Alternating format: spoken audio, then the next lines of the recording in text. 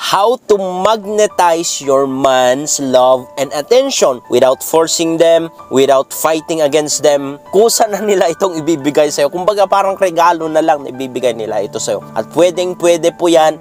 You need lang ng proper approach, proper na way in order para makareceive kayo ng ganyang klase na trato.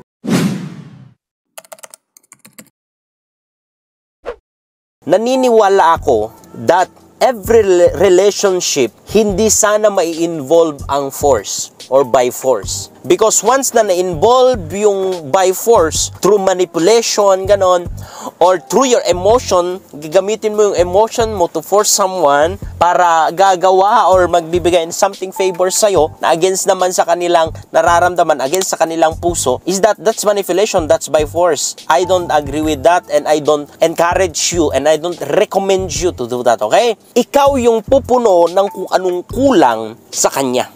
In that way, you don't need to force him to love you. You don't need to force his attention. But you can able to magnetize him. Kusa na mamamagnet. Whenever na nandyan ka, whenever na ginagawa mo yun, is that kusa niya ito. Not against his feeling, pero kusa niyang ginagawa because you are magnetizing him. Hindi ko alam kung tama yung grammar ko. Okay? So, ang tanong ngayon, paano yung proper approach para ma-magnetize mo siya? Para ma-magnet mo siya sa'yo. Okay? Proceed na nga tayo sa number 1 na proper approach na dapat nyo gawin is that physically, paniwala ka sa hindi, you don't need to ask a man to lay with you or to have sex with you. You just need to show him some, alam nyo na, maligo ka lang, mag-shower ka lang, nakatawel ka lang, na dadaan sa kanyang harapan, naturally, ma-attract mo siya. Hindi mo kailangan na by force. You know, that is why I encourage you sometimes to be flirtatious or makipag-flirt ka. There's nothing wrong, especially kapag asawa mo, that nagiging malibog ka din minsan sa kanya. Because in that way, natitrigger actually or na mamagnetize mo siya. That you don't need to force him, okay? That is when it comes physically, ano? You can touch him without saying that you want sex. You can touch him, you know, touch yung mga gustong-gusto niya na part ng kanyang katawan. By your gesture, pwede mong ipakita that you want something from him. Okay? Even sa tingin lang, pwedeng may kalandian na kunti na paningin. Sa mga bagay na yan, you're not forcing him, but you are magnetizing him. Okay? Kasi kapag by force, of course, idadaan mo ito by your emotion, galit, you know, drama. That's not good. Okay? That's not good. So, that is when it comes physically, if you want to attract him physically. So, marami pang example. Kayo na po ang mag-isip kasi mas kilala nyo po yung partner nyo. Binigyan ko lang po kayo ng idea. Okay? Proceed na po tayo sa number 2. Is that become more vulnerable sa kanya. The more na nagiging invulnerable ka sa kanya, the more actually that you're pushing him away from you. If you want to attract him ng kusa, if you want to magnetize him, be more vulnerable. I understand po kasi uso na ngayon ang strong independent woman. Yes, tama po. But sometimes hindi yan applicable when you're in a relationship. Because no matter what, no matter how strong and independent you are, hindi mo kayang ibigay ang lahat-lahat or hindi mo kayang magawa ang lahat na kayang maibigay or magawa ng isang lalaki. Okay? May mga bagay na kaya mo pero hindi po lahat. You cannot even provide sperm. Okay? You cannot even provide seed para may mabuong bata. Just like ganun din ang lalaki. We cannot able to provide also egg cells. So, ang point natin dito is that no matter how strong and independent you are, sometimes it's awkward to be vulnerable, na mag-open sa kanya. Kasi ang problema sa kanyo, especially sa mga may masasakit ng nakaraan, may masasakit na mga trauma nangyari sa buhay, naging defensive ka na, naging invulnerable ka kasi natatakot kang mangyari ulit kung ano yung nangyari sa'yo. Even also sa hirap ng buhay, dahil sa sobrang hirap ng buhay, dahil sa nakikita mo sa family mo, you know, may impact yan sa'yo na nagiging invulnerable ka. But in the long run, whenever that you're in a relationship, napakadelikado yan. Kasi you're not allowing your man to come and do something for you. It means, hindi niya ma-exercise yung masculinity niya, yung pagiging lalaki niya sa'yo whenever that you are not vulnerable. And hindi mo siya mamamagnet. Hindi. Ang ginagawa mo, palagi mo siyang pinupush away. Okay? Kasi ang isang lalaki, invulnerable din kami. We are protective, we are provider, we are more disciplined, we are more focused, hindi man lahat. Ang problema kapag parehas tayo ng personalities at character. Kasi tulad ng isang magnet, kapag nagtagpo ang positive at positive, hindi yan mag-attract, magdi-distract yan. Hindi mo yan mamamagnet. So, ang pinopoint out ko lang dito para maintindihan nyo is that allow your man to be a man. Become vulnerable sa kanya. It's okay na i-open mo yung past mo. It's okay na hayaan mo na mahalin ka. It's okay na hayaan mo na effort siya. It's okay na isuko or mag-commit sa kanya. It's okay na respeto mo siya. It's okay. Hindi porke sinaktan ka ng nakaraan ay sasaktan ka din ngayon.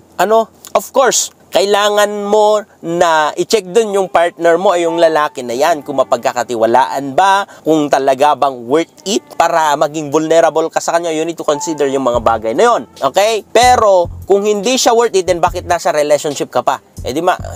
Break, maghiwalay na. Overall, become vulnerable sa kanya. He will exercise his masculinity. Mas na-exercise namin yung pagiging lalaki namin, yung pagiging provider, yung pagiging protective namin, yung pagiging lalaki namin, yung pagiging hero namin kapag ina-allow nyo yun na gawin namin sa inyo. Hindi po porke kaya mo is that gawin mo na. Sometimes tips lang, sometimes not all the time, is that bigyan mo siya ng chance para patunayan niya na kaya niya at mas magaling siya at mas kaya niya sa'yo at mas the best yung kanyang may provide kaysa sa'yo. In that way, you are attracting him. Sa totoo lang, you are magnetizing him. Okay? So I hope na meron ka na natutunan. Proceed na po tayo sa number 3 is that become his place of peace. At the end of the day, no matter how tarantado at burumbado ang isang lalaki, no matter how babaero ang isang lalaki, at the end of the day, ang hahanapin niya is a peaceful place. At sometimes, kung bakit naging tarantado or nagiging, hindi maganda yung asal ng isang lalaki, yung karakter at buhay ng isang lalaki, kasi walang peace sa kanyang tahanan, sa kanyang kinalakihan. Naturally, and by our instinct, hinahanap natin ang mas peaceful at mas comfortable na environment. That is why, kung hindi peaceful yung naipoprovide mo na atmosphere, ikaw yung pag-uwi niya pa lang, dada ng dada, reklamo ng reklamo, ang daming issue sa buhay, ang daming drama, walang peaceful sa kanya. You are pushing him away from you, hindi mo siya minamagnetize. Hanggat maaari, bawasan yung pagiging bungangangera, i-provide mo ang mas peaceful sa kanya,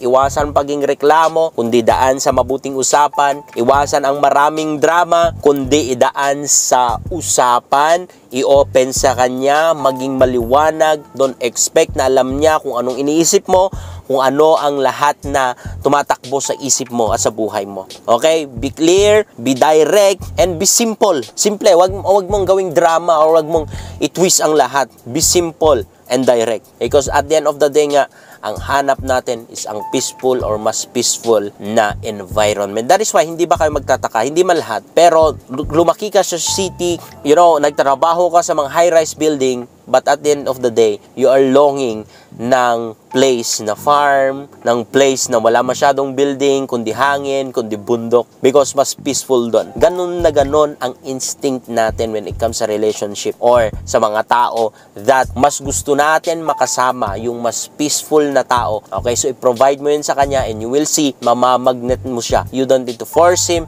you don't need to fight against him para makuha mo siya. Okay? Number 4, tulungan mo siya hilain pataas. Once na ikaw yung number 1 na basher niya, number 1 na destroyer niya, number 1 na manghihila sa kanyang pababa, number 1 na makakaramdaman niya ng unsupportive na partner, hindi mo siya hinihila pataas, hindi mo siya ina-attract, kundi mas pinupush mo yung partner mo away from you. So kung gusto mo na ma-attract siya palagi, hilain mo siya pataas, tulungan mo siya, i-support mo siya, encourage mo siya, at the same time, i-correct mo siya. Because correction is love also. Kasi nature natin, especially when tayo ay nadadown, na maghahanap ng tao na mag-lift up sa atin, magko-comfort sa atin, at magsusupport sa ating pangarap at gusto sa buhay. Okay, gawin mo yan. And last but not the least, ito ang pinaka-importante. is that you can magnetize a person depending on what is inside you. Yun ang katotohanan. No matter kung ano man yung outside mo, no matter how much your money is, no matter how beautiful or handsome you are, at the end of the day, kapag na-discover nila kung what is inside you, hindi sila ma-attract sa'yo. Hindi nila papangarapin na maging kapiling mo. No matter how handsome and beautiful you are, kung hindi man naman okay or masama naman ang ugali mo, you can never attract them.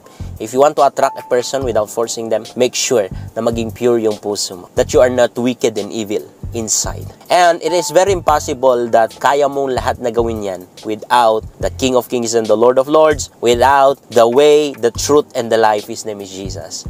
He is the only one. Sabi nga sa Bible, God is not looking for a perfect man or a woman, but God is looking for imperfect people to be perfected. So, if you believe that you are not perfect inside, hindi maganda yung mga ugali or characters mo, then allow God to perfect you.